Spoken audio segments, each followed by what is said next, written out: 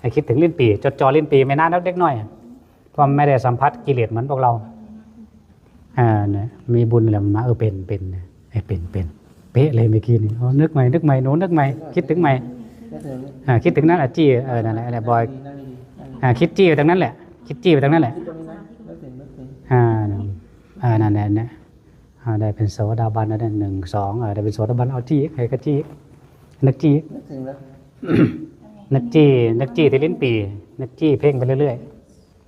ๆที่นี่พุ่งไปถึงใน1 2อนาคามี1 2อนาคามี2แล้วที่นี่เกือบยังไม่ทันถึงนะแต่ว่าถ้าเพ่งยิ่งจะถึงอยู่กระแสมันถึงกระแสถึงแต่ตอนนี้ไม่ทันถึงหรอกให้กระจี้ใหม่ทีนี้ขึ้นไปถึง6เนาะนึกถึงลิ้นปีกนึกเพ่งที่ลิ้นปีกนึกเพ่งที่ลิ้นปีก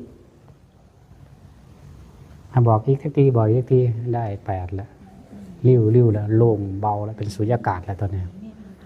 แต่ระดับ8เดี๋ยวก็รุดแตกแล้วรุดแล้วดูแค่เบาๆแค่สกิดเบาๆก็รุดแล้ว